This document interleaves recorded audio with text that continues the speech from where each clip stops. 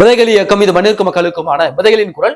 TR. பாலுவினுடைய மகன் TRB. ராஜா தொழில்துறை அமைச்சராக இருக்கிறார். அந்த டி.ஆர்.பி. ராஜா ஒரு பத்திரிகையாளர் சந்திப்பு நடத்துறார். அந்த பத்திரிகையாளர் சந்திப்புல ஒரு பத்திரிகையாளர் அவரை பார்த்து கேட்கிறார், எடப்பாடி பழனிசாமி அவர்கள், முதல்வர் ஸ்டாலின் அவர்கள் வெளிநாட்டு பயணம் மேற்கொண்டு வந்து எவ்வளவு முதலீடுகளை கொண்டு வந்திருக்கிறாரு, ஒரு வெள்ளை அறிக்கை விட முடியுமா அப்படின்னு எடப்பாடி பழனிசாமி கேட்கிறாருங்க.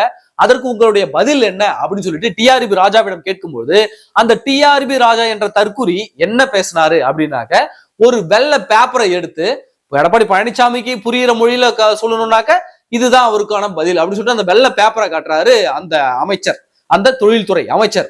நாங்கள் டி.ஆர். பாலுவிடம் கேட்பதெல்லாம் ஒன்றுதான், புள்ளைய பெக்க சொன்னா தற்குறியை பெற்று அனுப்பிச்சு வச்சிருக்கீங்க. வெள்ளை அறிக்கைக்கும் வெள்ளை பேப்பருக்கும் வித்தியாசம் தெரியாத தற்குறிகளை எல்லாம் இன்றைக்கு அமைச்சராக்கி வச்சிருக்கீங்க. வெள்ளை அறிக்கைனா என்ன, ஒயிட் புல்லட்டின்னா என்ன, வெளிப்படைத்தன்மையாக இவ்வளவு முதலீடு வந்திருக்குங்க, இத்தனை நிறுவனங்களை நாங்க கொண்டு வந்திருக்கோம்னு வெளிப்படையா அறிவிப்பது. இதை அறிவிப்பதில் திமுகவுக்கு என்ன சிக்கல், இந்த தொழில்துறை அமைச்சருக்கு என்ன சிக்கல், அல்லது மு.க. ஸ்டாலினுக்கு என்ன சிக்கல்? அப்ப உண்மையாகவே நாங்கள் முதலீடை கொண்டு வந்திருக்கிறோம் நீங்க சொல்றது உண்மைனா வெளியில அறிவிச்சுட்டு போறது தானே, ஒரு வெள்ளை அறிக்கை விட்டுட்டு போக வேண்டியது தானே. வெள்ளை அறிக்கை விடுவதெல்லாம் எங்களுடைய மரபு இல்லை அப்படின்னு மு.க. ஸ்டாலின் ஒரு பக்கம் சொல்றாரு. அவர் எதிர்கட்சியா இருக்கும்போது எடப்பாடி பழனிசாமி அவர்கள் அமெரிக்கா போய் வந்த போது இதே மு.க. ஸ்டாலின் அவர்கள் அவருடைய அந்த நாரவாயால என்ன கேட்டாரு, வெள்ளை அறிக்கை வெளியிடுங்க எடப்பாடி பழனிசாமி பார்த்து கேட்டாரு. இன்னைக்கு அவரை பார்த்து கேட்டோன்னே அதெல்லாம் மரபு இல்லைன்றாரு. அப்ப இவனுக்கு பயந்துட்டானுங்க, உண்மையை மறைக்கிறானுங்க, அப்ப இவனுக்கு திருட்டு பயலுங்க அப்படின்றது இன்றைக்கு வெட்ட வெளிச்சமா இருக்கிறது. அப்ப வெள்ளை அறிக்கை கேட்டா வெள்ளை பேப்பர் தூக்கி காட்டுறாரு. இது எப்பேற்பட்ட தற்குறி பாரு. இப்பேற்பட்ட தற்குறி எல்லாம் அமைச்சராக்கி வச்சிருக்காங்க.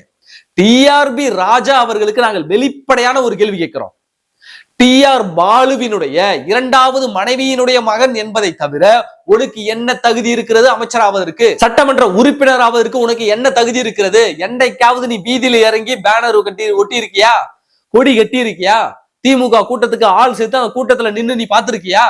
அப்ப சொகுசு வாழ்க்கை வாழ்ந்து விட்டு அந்த திமுக கொத்தடிமைகளுக்கு அவர்களை உங்களை கழுவி விடுவதற்கு அவர்களை தயார் செய்து கொண்டு நேரா டி.ஆர். பாலுவினுடைய மகன் என்ற ஒரே காரணத்திற்காக நீ இன்னைக்கு அமைச்சரா இருக்கிறே தவிர அது ஒண்ணு உன்னுடைய திறமையோ உன்னுடைய தகுதியோ கிடையாது.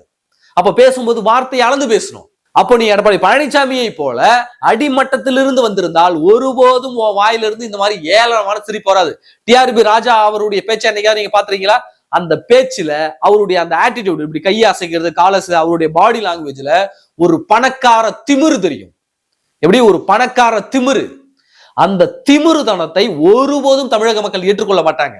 அதை ஞாபகம் வச்சுங்க. டி.ஆர்.பி. ராஜா ஒருபோதும் ஏற்றுக்கொள்ள மாட்டாங்க. முதல் தேர்தலில் நீங்க வெற்றி பெற்றுட்டீங்களே அப்படிதான் பேசுவீங்க. முதல் தேர்தலே உங்களை அடிச்சு ஓரம் கட்டி உட்கார வச்சிருந்தாங்கனாக்க இந்த மாதிரி தனவட்டா பேசுறது, இவரா என்ன பெரிய உளுத்தி மாதிரி இப்படி கையா ஆட்டிக்கிட்டு பேசுறது, அப்புறம் அப்படிலாம் இல்லையா அப்படின்னு அந்த தெனாவட்டா பேசுறது, இந்த சேட்டையெல்லாம் உங்களோட வச்சுக்கீங்க. மக்கள் பார்த்துக்கிட்டே இருப்பாங்க. ஒரு நாள் எவ்வளவு பெரிய ஆளா இருந்தாலும் காலை வாரி கீழே உட்கார வச்சிருவாங்க. ஞாபகம் வச்சுக்க டி.ஆர்.பி. ராஜா சார், என்னைக்கு இந்த திமுக தான் ஆட்சியில் இருக்குன்னு நினைச்சுக்காதீங்க. நீங்க ஒரு அமைச்சர். விஜய் கேள்வி கேட்டாக்க கண்டவனுக்கு எல்லாம் பதில் சொல்ல முடியாதுன்னு சொல்றீங்க. கண்டவனுக்கு எல்லாம் பதில் சொல்ல முடியாததுக்கு நீ எதுக்கு அமைச்சரா இருக்க, ராஜினாமா பண்ணிட்டு போ. அப்ப யார் தமிழ்நாட்டுல யாரு கேள்வி கேட்டாலும் அதற்கு பதில் சொல்லக்கூடிய இடத்துல நீங்கள் இருக்கீங்க. அப்படி பதில் சொல்லுவதற்கு துப்பும் தெம்பும் திராணியும் இல்லைன்னா பதவியை ராஜினாமா பண்ணிட்டு போங்க. உங்களை யாரு அழுதுகிட்டு இருக்கா? நீங்க தான் இருக்கணும், நீங்க இருந்தாதான் தமிழ்நாட்டினுடைய தொழில்துறை அப்படி செங்குத்தா நிக்க வைப்பீங்க அப்படின்லாம் கிடையாது.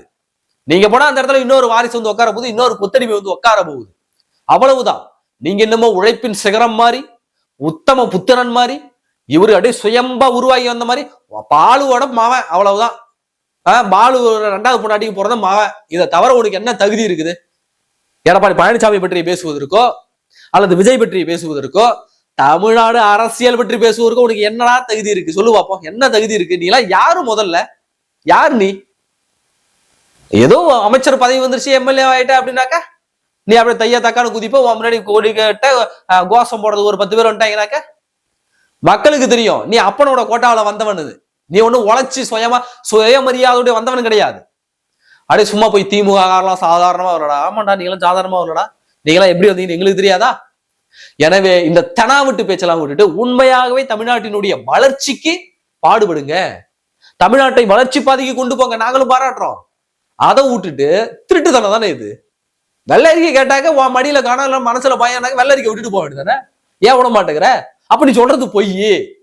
இத்தனை கோடி முதலீட்டை கொண்டு வந்த, இத்தனை 100 நிறுவனங்களை கொண்டு வந்த, இவ்வளவு தொழில் வளர்ச்சி வந்திருக்கிறது, இத்தனை பேர் வேலை வாய்ப்புல இருக்காங்க அப்படின்னு சொல்வதற்கு நீ பயப்படுறனா, அப்ப நீ இவ்வளவு நாள் உருட்டு எல்லாம் பொய். கரெக்டா? அப்ப நீ சொன்னதெல்லாம் உண்மையா இருந்தா வெள்ளை அறிக்கை விடுவதில் எந்த விதமான தயக்கமும் கிடையாது. அப்போ ஒரு வெள்ளை பேப்பரை தூக்கி காட்டி வெள்ளை அறிக்கைக்கும் வெள்ளை பேப்பருக்கும் வித்தியாசம் தெரியாத ஒரு தற்குறி பயல்களாக இருந்து கொண்டு நீங்களாம் அமைச்சராக இருப்பதற்கு என்ன அருகதை தகுதி இருக்கிறது? எனவே டிஆர்பி ராஜா அவர்கள் தன்னைத்தானே ஒரு முறை சுய பரிசோதனை செய்து கொள்ள வேண்டும். நன்றி.